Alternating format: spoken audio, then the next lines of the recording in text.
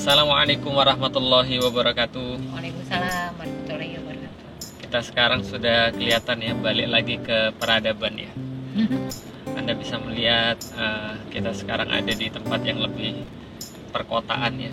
Ya karena sudah mulai lagi ya. Umi, Ya, banyak pertanyaan dari netizen lagi nih. ya, Mau Umi duluan yang nanya atau Umi duluan yang nanya? Abi aja. Oh, ada pertanyaan lagi, bagaimana caranya Ummu Alila membagi waktu? Karena kan Ummu Alila kan sibuk banget tuh kan ya, owner hijab Alila. Masya Allah. Itu mah Apalagi owner jajanan segala Aduh, ayah. ini iklan kayaknya ya. Iya, terus apalagi owner apa lagi Om? Sebelah koko gitu Sebelah ya. koko. Terus apa lagi Om? Iklan banget. Ya semua lah kayaknya Umi kan owner semua tuh.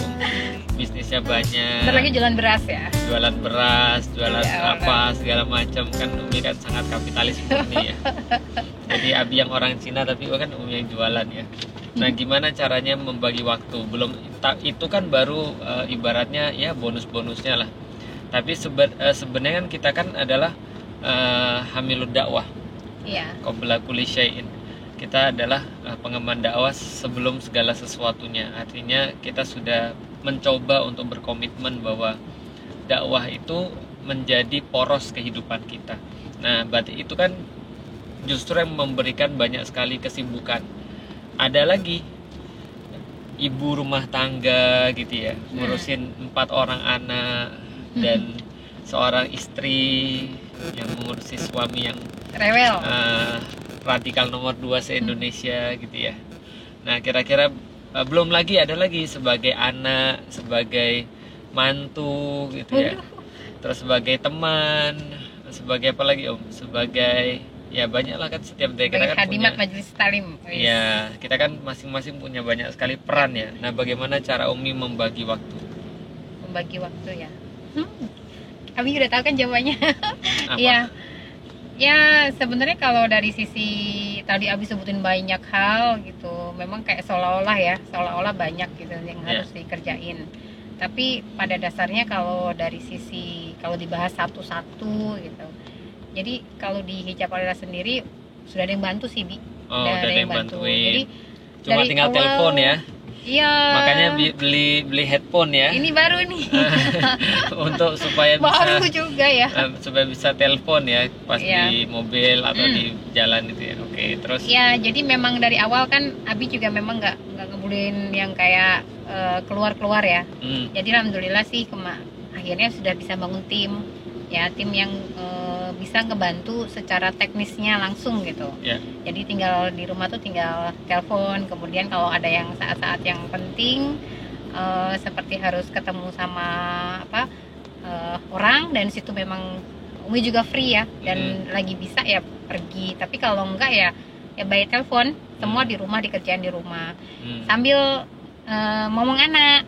Di situ benar-benar ya lucu sih kadang-kadang anak-anak sampai umi ya seru ya, nggak ada yang tadi mungkin kalau pembagian waktu di situ nggak ada yang ibaratnya di situ tuh tek nggak sih Bi, pasti ada kesulitan yang di situ terjadi. Misalkan Umi harus telepon mereka sambil ngarahin ayah ngerjain tugas kayak gitu. Sekarang pergi sambil ngawasin anak.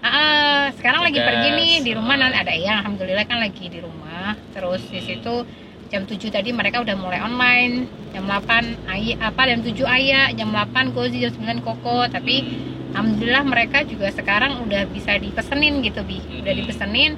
Terus nanti ya sehari-hari ya seperti itu sih, selalu mengerjakan tugas masak juga sama di sambi yang lain juga sambil setrika.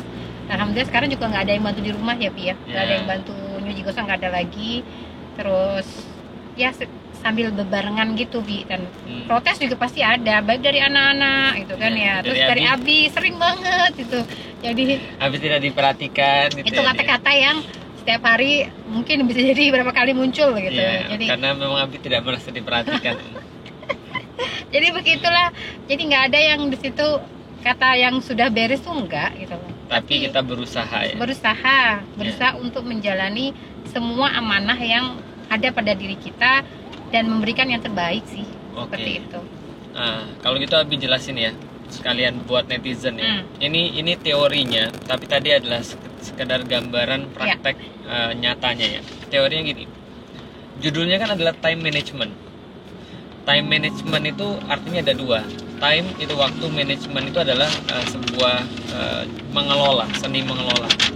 Jadi pertanyaannya adalah, kalau kita bicara tentang manajemen, kita harus mengartikan dulu manajemen itu apa sih sebenarnya. Jadi kalau kita belajar tentang manajemen itu adalah sebuah proses yang dilakukan oleh seseorang atau satu kelompok untuk bisa mencapai satu tujuan. Itu yang penting. Jadi namanya manajemen tuh itu adalah sebuah proses yang dilakukan untuk mencapai sesuatu.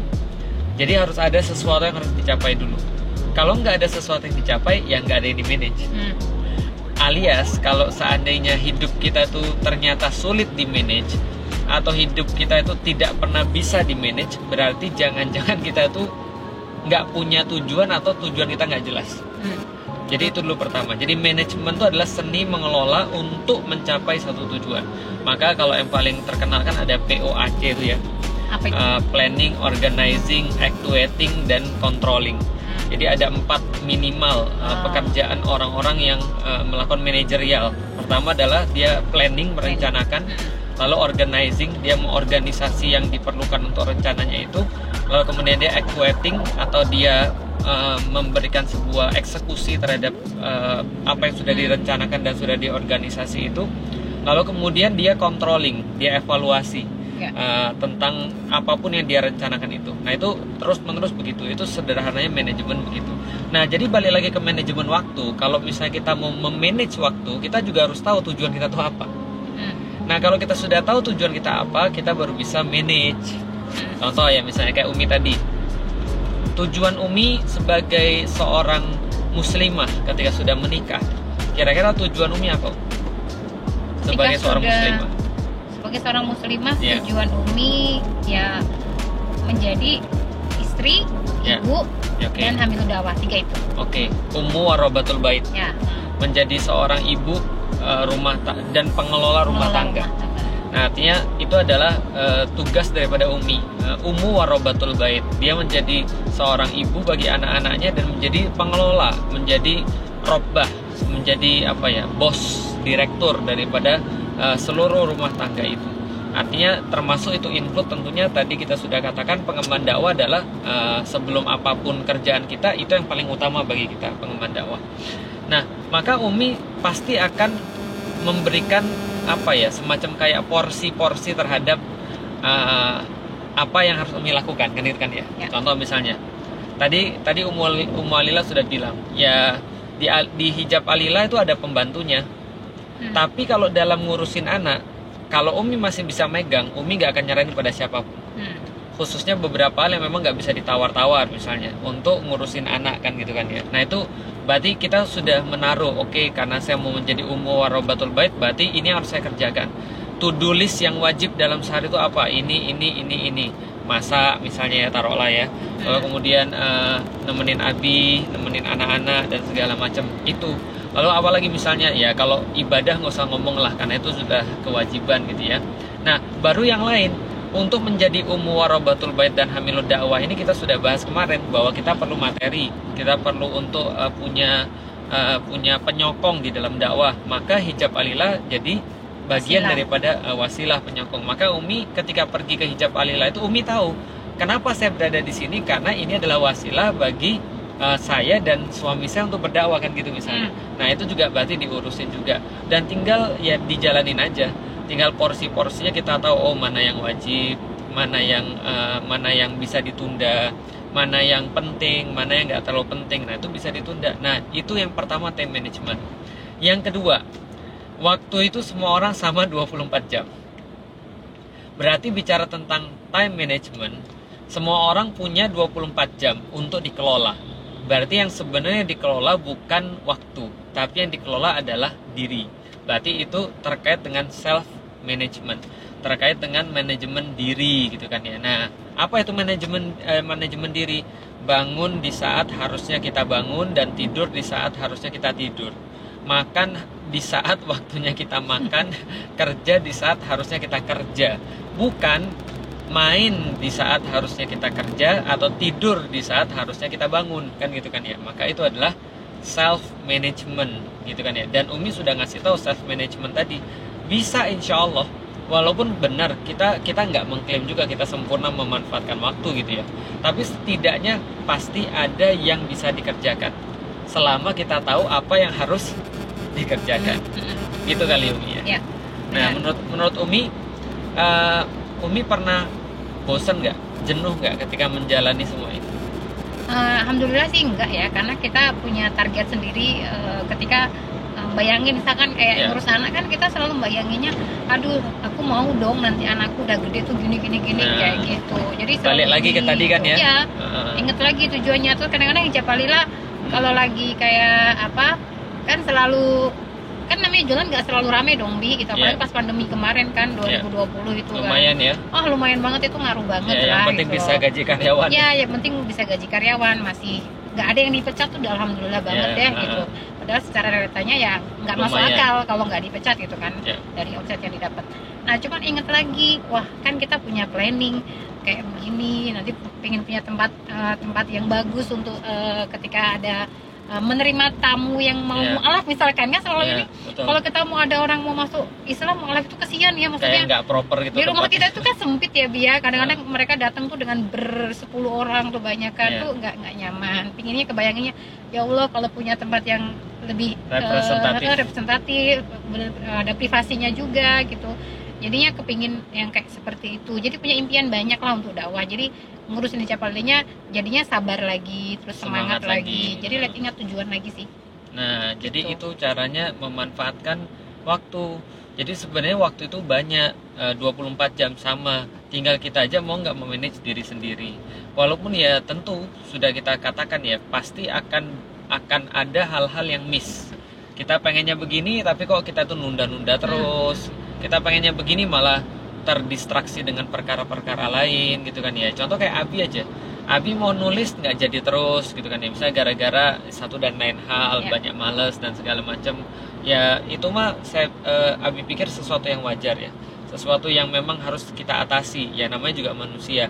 Makanya kalau kita ngelihat orang, siapapun orang itu, apapun alasannya, kalau kita ketemu orang, dia lebih daripada kita dalam hal apapun, berarti dia memanfaatkan waktunya atau dia manage dirinya pasti lebih bagus daripada kita.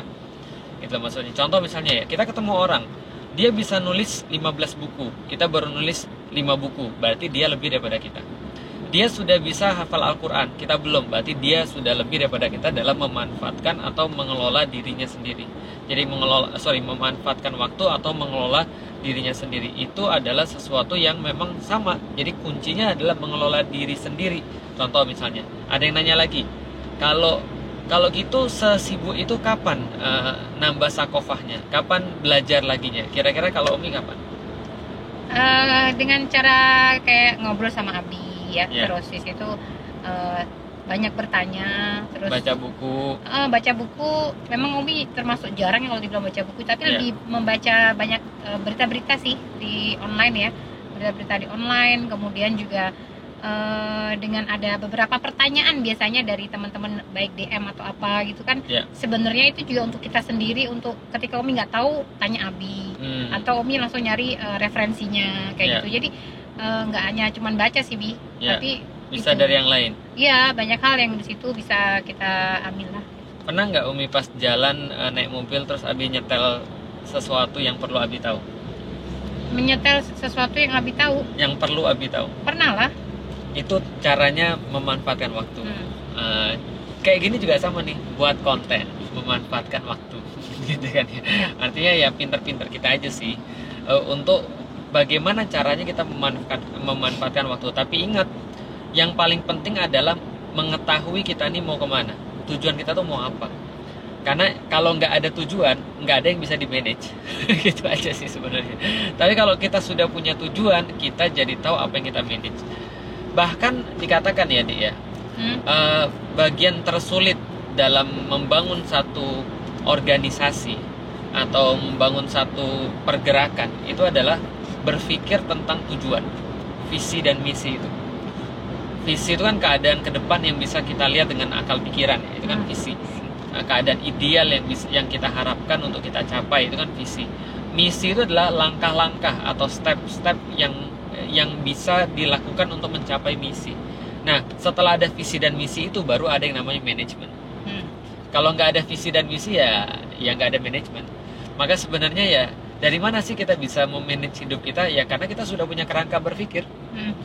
Itu yang kadang-kadang sulit dibayangkan oleh orang-orang yang nggak punya kerangka berpikir. Jadi teman-teman sekalian, saran saya sih ya, teman-teman coba dulu mengkaji Islam sehingga kerangka berpikirnya itu terbentuk. Ketika kerangka berpikir terbentuk, motivasinya sudah ada, dorongannya sudah ada, manajemen waktu itu insya Allah cepat atau lambat, dikit atau banyak pasti muncul. Ya nggak sih? Ya. Nah, menurut Umi sekarang yang paling penting dalam manajemen waktu itu apa? Yang terpenting dalam Bagi Umi, dalam mengelola waktu Umi. Apa dong?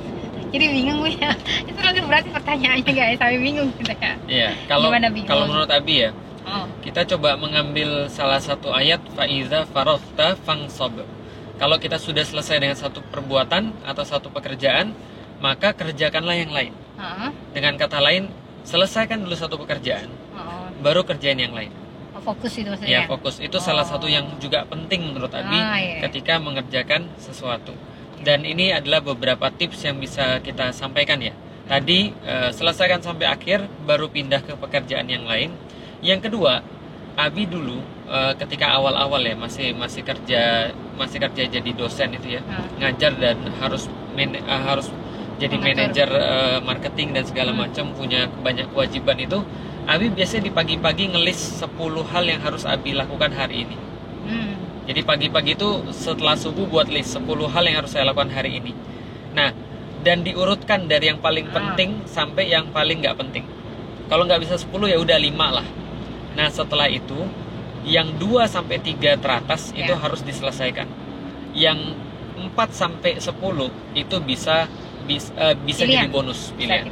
Nah, dengan itu insya Allah hidup kita akan jadi lebih produktif. Dan satu lagi tipsnya, baca buku Habits.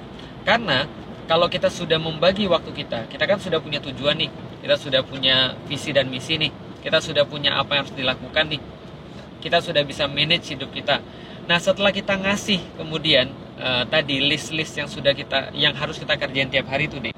Langkah kedua adalah kalau sudah dapat workflow namanya. Workflow itu adalah alur kerja atau aliran kerja itu sudah dapat. Baru kita berpikir untuk mempercepat itu. Contoh, ingat kan yang selalu cerita, Abi pas mau buat video pertama kali, buat video Umi 1 menit aja, ketika di hutan jati itu perlu waktu berapa lama Umi? Berapa hari gitu ya? 8 jam. 8 jam ya, nggak seharian ya? Dari ngetik sampai jadi 1 menit. 1 menit perlu 8 jam. Dan Abi tahu bahwa ini harus Abi kuasai.